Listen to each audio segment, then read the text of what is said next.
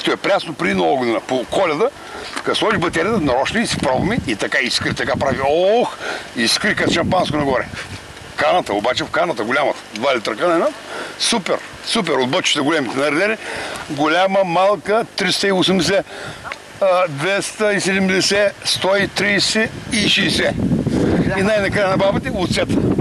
На бабите оцета най-накрая там до входа на мазата. Не го знаеш, дясно. Айде, здраве още веднъж. И да почнем време, защото няма време. Ще приказай още, приказай. Това нас чака. Ракет не има, айде да не още повече. Не се свиди, няма страшно. Пяна.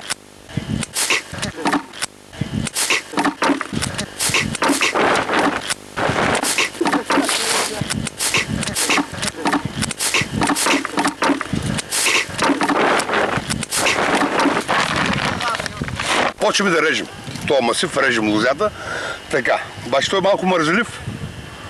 И слагам бутилката така. Напред 4 междуколие 5.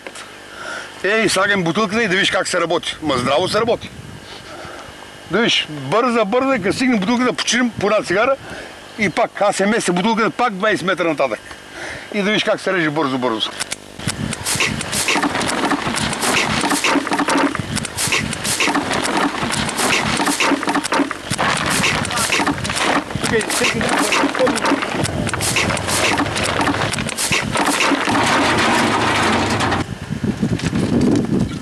Вика, много работя, обаче ми сладичко. Кусам си го. Баба ти вика, на тъс работа, толкова работа и ако не кусаш на момент, то грехота, бе, грях трябва да имаш. Направо.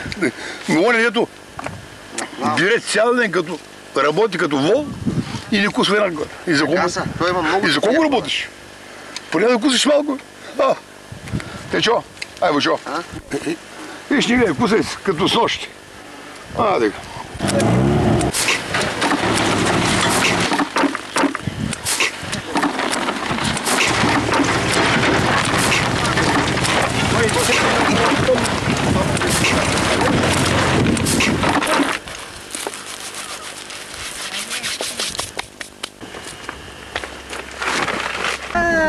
За връбка.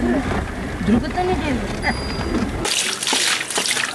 Може да няма. Ами гости. Влизала и мога.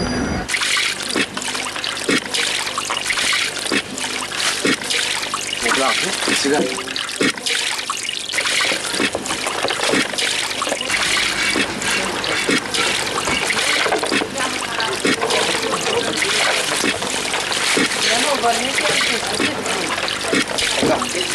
Любец.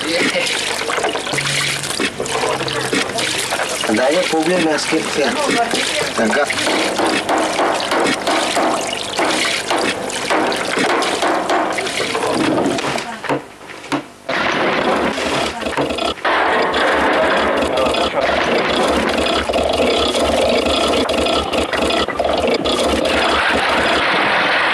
Гледай се какво прави. Шерифа, капелата бъде, капелата, ето гледайте, коля, това е шара хубава. Супер. На еката на слънцето разход това нещо. Гледай, 22 градуса, точно. Аз го без да го мерим с градомера, с захоромера, точно 22 градуса е това нещо.